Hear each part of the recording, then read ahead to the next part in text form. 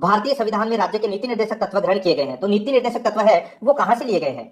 तो इसका right answer क्या हो जाएगा? वो है दोस्तों आयरलैंड से लिए गए हैं ये नीति निर्देशक तत्व है। ठीक है, तो इसका राइट आंसर बी नंबर का ऑप्शन बिल्कुल सही उत्तर हो जाएगा। ठीक है, आगे देखिए इसमें सेकंड नंबर प्रश्न है, राज्य के नीति निर्देशक तत्वों का उल्लेख भारतीय संविधान के किस भाग में है? तो देखिए भारतीय संविधान के भाग 3 के अंदर मूल अधिकार दिए गए थे, भाग 4 के अंदर दोस्तों नीति निर्देशक तत्व दिए गए हैं जो अनुच्छेद 36 से लेके 51 तक आते हैं, यानी कि ये कौन से भाग में है? तो भाग 4 में। तो इसमें सी नंबर का ऑप्शन बिल्कुल सही उत्तर हो जाएगा।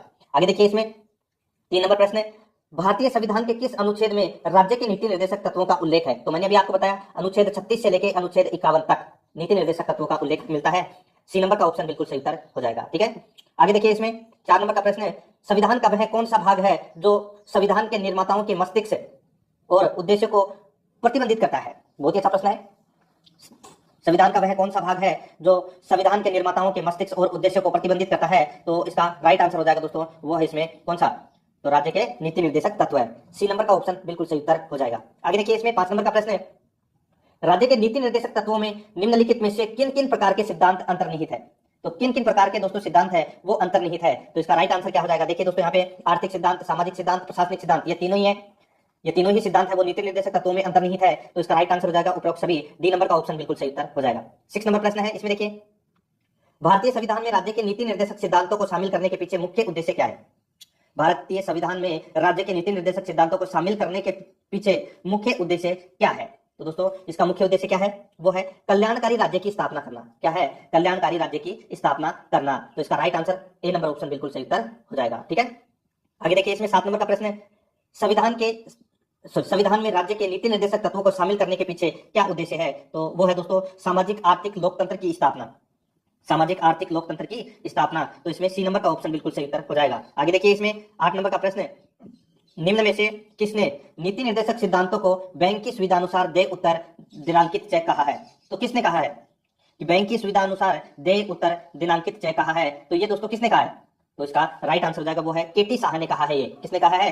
केटी साहा ने। तो इस प्रश्न का राइट आंसर हो जाएगा दोस्तों इसमें डी नंबर का ऑप्शन बिल्कुल सही उत्तर। नेक्स्ट है 9 नंबर प्रश्न है, इसमें देखिए किस संवैधानिक संशोधन अधिनियम ने राज्य के नीति निर्देशक तत्वों को मौलिक अधिकारों की अपेक्षा अधिक प्रभावशाली बनाया? यहाँ पे देखिए दोबारा कि किस संवैधानिक संशोधन अधिनियम ने राज्य की नीति निर्देशक तत्वों को मौलिक अधिकारों की अपेक्षा अधिक प्रभावशाली बनाया? तो वो है दोस्तों 42वां संवैधानिक संशोधन, यानी कि 42वां संविधान संशोधन 1976। ठीक है, इसने दोस्तों नीति निर्देशक तत्वों को मौलिक अधिकारों की अपेक्षा अधिक प्रभावशाली बनाया। तो इसका right answer A number option बिल्कुल सही उत्तर हो जाएगा। ठीक है, देखिए मौलिक अधिकार का क्रियान्वयन न्यायालय द्वारा किया जा सकता है, लेकिन नीति निर्देशक तत्वों का यानी कि न्यायालय द्वारा है ये लागू नहीं किया जा सकता। नीति निर्देशक तत्व है वो न्यायालय द्वारा लागू नहीं किया जा सकता, और मौलिक अधिकार है ये न्यायालय द्वारा लागू किया जा सकता है। ठीक है, तो इसमें ए नंबर ऑप्शन बिल्कुल सही उत्तर।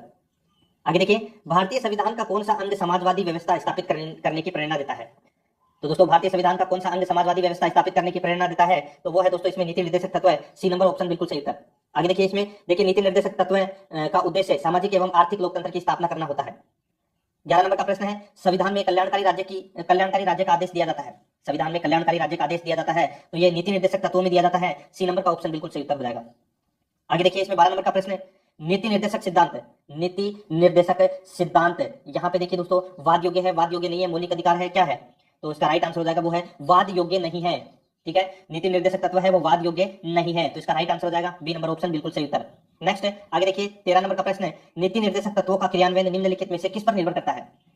नीति निर्देशक तत्वों का क्रियान्वयन निम्नलिखित में से किस पर निर्भर करता है? तो इसका राइट आंसर हो जाएगा वो है सरकार के पास उपलब्ध साधनों पर निर्भर करता है। सरकार के पास उपलब्ध साधनों पर निर्भर करता है ये। ठीक है, तो इसका डी नंबर ऑप्शन बिल्कुल सही उत्तर हो जाएगा। 14 नंबर का प्रश्न है, इसमें देखिए मूल अधिकार और राज्य के नीति निर्देशक तत्वों में क्या अंतर है?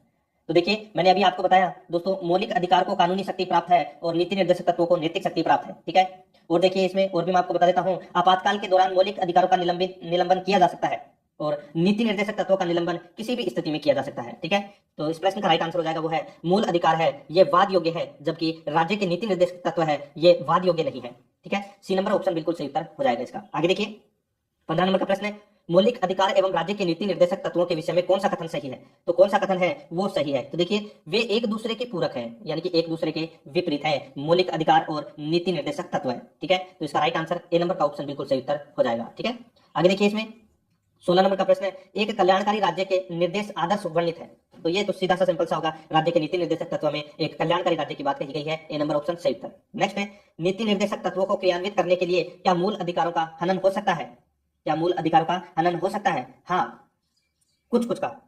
हाँ, कुछ कुछ का, तो इसका राइट आंसर हो जाएगा कुछ का। तो इसमें बी नंबर ऑप्शन बिल्कुल सही उत्तर हो जाएगा। नेक्स्ट है, आगे देखिए 18 नंबर प्रश्न है, भारत के संविधान में अंतर्राष्ट्रीय सुरक्षा को प्रोत्साहित देना सन्निहित है। तो देखिए यहाँ पे अंतर्राष्ट्रीय सुरक्षा को प्रोत्साहित यानी कि प्रोत्साहन देना, तो ये दोस्तों अनुच्छेद 51, और अनुच्छेद 51 है वो किस में आता है? तो ये राज्य के नीति निर्देशक तत्व में आता है। ठीक है, तो इसमें बी नंबर ऑप्शन सही उत्तर हो जाएगा। नेक्स्ट है, समान कार्य के लिए समान वेतन भारत के संविधान में सुनिश्चित किया गया है। एक, समान कार्य के लिए समान वेतन भारत के संविधान में सुनिश्चित किया गया है। एक, तो दोस्तों ये राज्य के नीति निर्देशक सिद्धांत का अंग है। ठीक है, तो इसमें डी नंबर ऑप्शन बिल्कुल सही उत्तर हो जाएगा। ठीक है, आगे देखिए इसमें 20 नंबर प्रश्न है, भारतीय संविधान के निम्नोक्त भागों में से किस एक में न्यायपालिका और कार्यपालिका के पार्थक्य का प्रावधान है?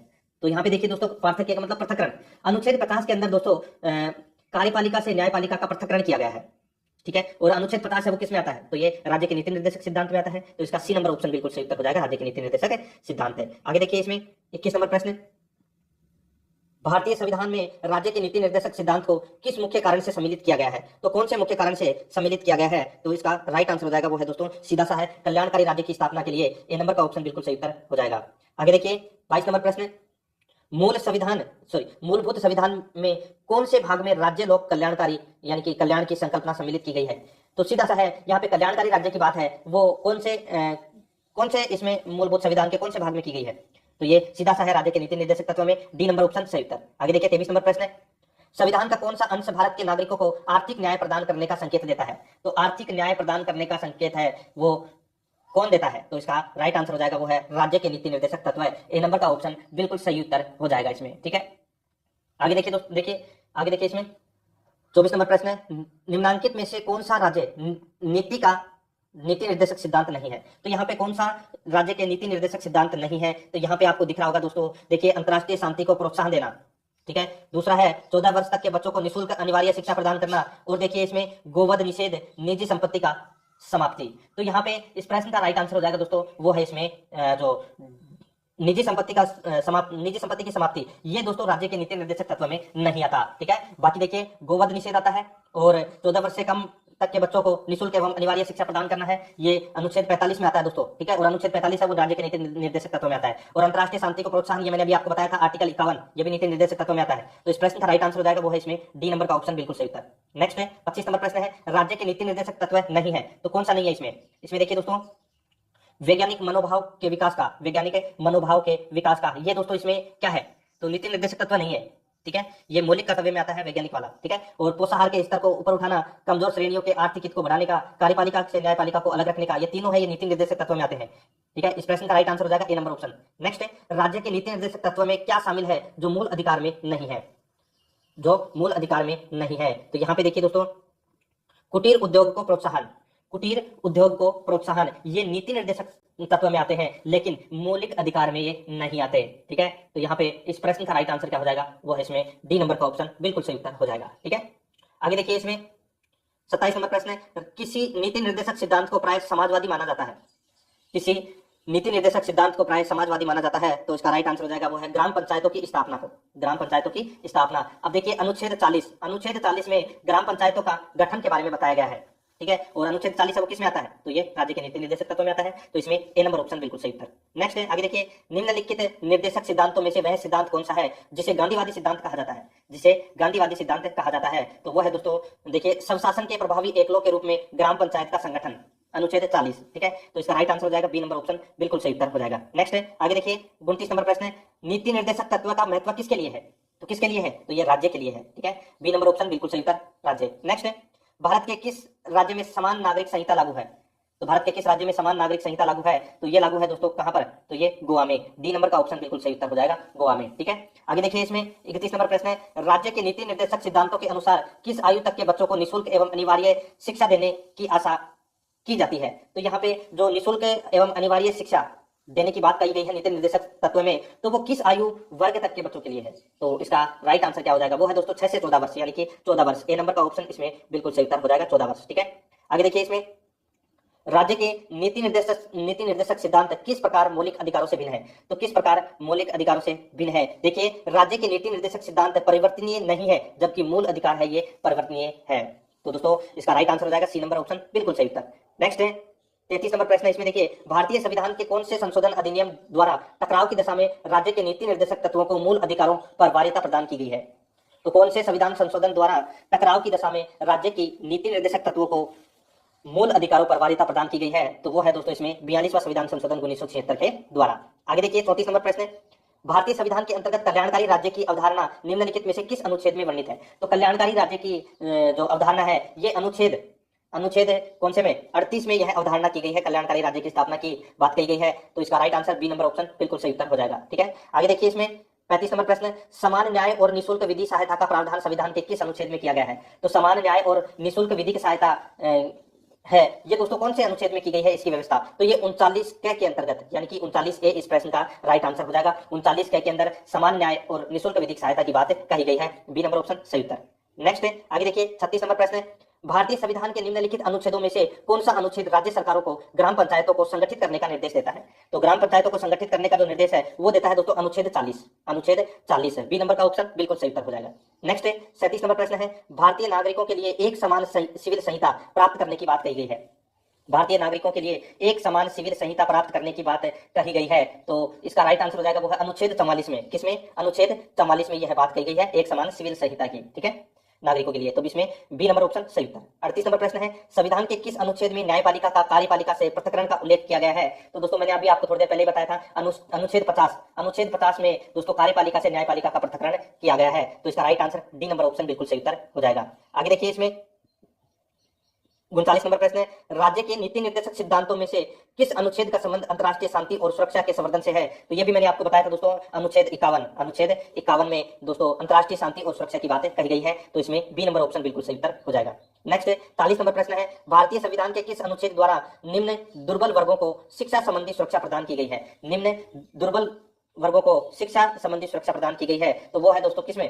तो वो है अनुच्छेद 46 में। अनुच्छेद 45 में तो बालकों के लिए निःशुल्क और अनिवार्य शिक्षा है, और अनुच्छेद 46 में दुर्बल वर्गों को शिक्षा संबंधी सुरक्षा प्रदान की गई है। तो इसमें बी नंबर ऑप्शन बिल्कुल सही उत्तर हो जाएगा। 41 नंबर प्रश्न इसमें देखिए, काम करने के अधिकार को राज्य के नीति निर्देशक तत्वों में निम्नलिखित में से किस अनुच्छेद के अंतर्गत रखा गया है? किस अनुच्छेद के अंतर्गत रखा गया है? तो इसका राइट आंसर हो जाएगा वो है अनुच्छेद 41। अनुच्छेद 41 में कुछ दशाओं में काम, शिक्षा और लोक सहायता पाने का अधिकार दिया गया है। ठीक है, तो इसका right answer C number option सही उत्तर। 42 नंबर प्रश्न है। इसमें देखिए दोस्तों सूची फर्स्ट और सूची सेकंड दे रखा है। सूची फर्स्ट और सूची सेकंड दे रखा है, अपने को दोस्तों यहाँ पे सुमेलित करना है। देखिए सूची फर्स्ट में संविधान का अनुच्छेद है और सूची सेकंड में विषय है।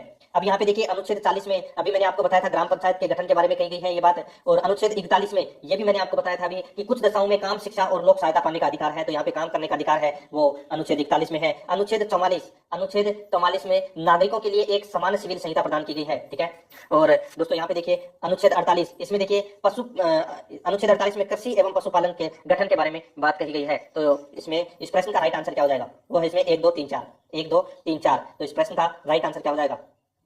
देखिए इसमें ए नंबर का ऑप्शन बिल्कुल सही उत्तर हो जाएगा। यहाँ पे ए के सामने ए है, बी के सामने 2, सी के सामने 3, डी के सामने 4। ठीक है, तो इसमें ए नंबर का ऑप्शन बिल्कुल सही उत्तर हो जाएगा। आगे देखिए 43 नंबर प्रश्न है। निम्न में से कौन सा राज्य के नीति निर्देशक तत्वों में शामिल है? तो कौन सा इसमें राज्य के नीति निर्देशक तत्वों में शामिल है? तो यहाँ पे देखिए मानव के दुर्व्यापार और बालाश्रम का प्रतिषेध, ये दोस्तों किसमें है? तो ये मूल अधिकार में है, यानी कि मौलिक अधिकार में है ये चीजें। ठीक है, और मैंने आपको बताया दोस्तों इसमें जो शोषण के विरुद्ध अधिकार है, ठीक है, उसमें मैंने आपको ये बताया है। ठीक है, तो ये अपना पहला इसमें गलत हो जाएगा, ये मूल अधिकार का पाठ है। और मादक पेय और स्वास्थ्य के लिए हानिकारक औषधियों के औषधीय प्रयोजनों से भिन्न उपयोग का प्रतिषेध। ठीक है, तो ये नीति निर्देशक तत्व में आता है दोस्तों इसमें। ठीक है, तो इस प्रश्न का अपना राइट आंसर हो जाएगा केवल और केवल इसमें 2 ही इसमें सही है। तो इसमें बी नंबर ऑप्शन बिल्कुल सही उत्तर हो जाएगा। आगे देखिए निम्न कथनों पर विचार कीजिए। निम्न कथनों पर अपने को इसमें विचार करना है। तो देखिए भारत के संविधान में पुरुषों और महिलाओं द्वारा समान कार्य के लिए समान वेतन को बढ़ावा देने के लिए कोई उपबंध नहीं है। ये दोस्तों इसमें गलत हो जाएगा। राज्य के नीति निर्देशक तत्व के अंदर दोस्तों नागरिकों के लिए एक समान सिविल संहिता की बात कही गई है अनुच्छेद 44 में, तो ये इसमें गलत हो जाएगा। उपबंध है, ठीक है, नहीं है, है। आगे देखिए दूसरा नंबर का, भारत के संविधान पिछड़े वर्गों को परिभाषित नहीं, भारत के संविधान में पिछड़े वर्गों को परिभाषित नहीं किया गया है। तो यहाँ पे देखिए उपरोक्त कथनों में से कौन सा सही है, तो इसमें दूसरा कथन है वो बिल्कुल सही है। तो इस प्रश्न का राइट आंसर हो जाएगा केवल और केवल 2। तो इसमें बी नंबर का ऑप्शन बिल्कुल सही उत्तर हो जाएगा। आगे देखिए इसमें 45 नंबर का प्रश्न है, इनमें से राज्य के नीति निर्देशक सिद्धांतों में सम्मिलित नहीं है। तो राज्य के नीति निर्देशक सिद्धांतों में सम्मिलित क्या नहीं है, देखिए यहाँ पे दो सूचना का अधिकार है, ये दोस्तों राज्य के नीति निर्देशक तत्व में नहीं आते। बाकी देखिए मद्य निषेध, काम का अधिकार और समान कार्य हेतु समान वेतन, ये नीति निर्देशक तत्व में आते हैं तीनों। तो इस प्रश्न का राइट आंसर डी नंबर का ऑप्शन हो जाएगा। 46 नंबर का प्रश्न है, निम्नलिखित में से कौन सा एक संविधान के 42वें संविधान संशोधन द्वारा नीति निर्देशक तत्वों में नहीं जोड़ा गया। तो नीति निर्देशक तत्वों में क्या नहीं जोड़ा गया 42वें संविधान संशोधन के अंतर्गत है। तो यहाँ पे देखिए दोस्तों सभी नागरिकों के लिए समान आचार संहिता, ये 42वें संविधान संशोधन के अंतर्गत नहीं जोड़ा गया था। ठीक है, बाकी तीनों है, उद्योगों के प्रबंध में श्रमिकों की भागीदारी, समान न्याय तथा निःशुल्क कानूनी सलाह और शोषण से युवाओं तथा बच्चों की सुरक्षा। तो इस प्रश्न का right answer C number option सही उत्तर हो जाएगा। आगे देखिए इसमें 47 नंबर प्रश्न है, भारत के कल्याणकारी राज्य होने का विचार पाया जाता है। तो ये दोस्तों अनुच्छेद 38 में पाया जाता है, और ये दोस्तों देखिए एक तो संविधान की प्रस्तावना में पाया जाता है, ठीक है, और एक है राज्य के नीति निर्देशक तत्वों में पाया जाता है। ठीक है, तो इस प्रश्न का राइट आंसर हो जाएगा ए और सी, यानी कि डी नंबर का ऑप्शन बिल्कुल सही उत्तर हो जाएगा। आगे देखिए इसमें 48 नंबर प्रश्न है, भारतीय संविधान में प्रतिष्ठापित राज्य की नीति निर्देशक तत्वों के अंतर्गत निम्न में से कौन से प्रावधान किए गए हैं। तो कौन से प्रावधान किए गए हैं, तो यहाँ पे देखिए भारतीय नागरिकों के लिए समान नागरिक संहिता सुरक्षित करना, ये दोस्तों इसमें गलत है। देखिए भारतीय नागरिकों के लिए एक समान नागरिक संहिता का उल्लेख है, सुरक्षित करने का मतलब यहाँ पे गलत दे रखा है। ठीक है, तो इसमें पहला इसमें गलत हो जाएगा। दूसरा है ग्राम पंचायतों को संगठित करना, बिल्कुल सही है। ग्रामीण क्षेत्रों में कुटीर उद्योगों को प्रोत्साहित करना, ये भी दोस्तों इसमें सही है। ठीक है, चौथा देखिए इसमें सभी कर्मकारों के लिए यथोचित अवकाश तथा सांस्कृतिक अवसर सुरक्षित करना, इनमें से गांधीवादी सिद्धांत है जो राज्य के नीति निर्देशक तत्वों में प्रतिबंधित होते हैं। तो यहाँ पे जो गांधीवादी सिद्धांत है वो दोस्तों इसमें दो है, एक तो दूसरा और एक तीसरा। ठीक है, यहाँ पे देखिए नागरिकों के लिए एक समान सिविल संहिता का उल्लेख किया गया है, लेकिन ये गांधीवादी नहीं है। ठीक है, तो इसमें गांधीवादी का पूछा गया है, तो 2 और 3 इसका राइट आंसर हो जाएगा। 2 और 3, तो इसमें बी नंबर ऑप्शन बिल्कुल सही उत्तर। आगे देखिए शराबबंदी संविधान की किस धारा में निर्देशित है। शराबबंदी संविधान के किस धारा में निर्देशित है, तो ये दोस्तों धारा 47 में निर्देशित है। ए नंबर का ऑप्शन बिल्कुल सही उत्तर हो जाएगा। आगे देखिए इसमें 50 नंबर प्रश्न है, मूलभूत संविधान के कौन से भाग में राज्य लोक कल्याण की संकल्पना सम्मिलित की गई है। तो ये की गई है दोस्तों किसमें, तो राज्य के नीति निर्देशक तत्व में। ठीक है, तो इसमें इसका राइट आंसर हो जाएगा, इसमें डी नंबर का ऑप्शन बिल्कुल सही उत्तर हो जाएगा।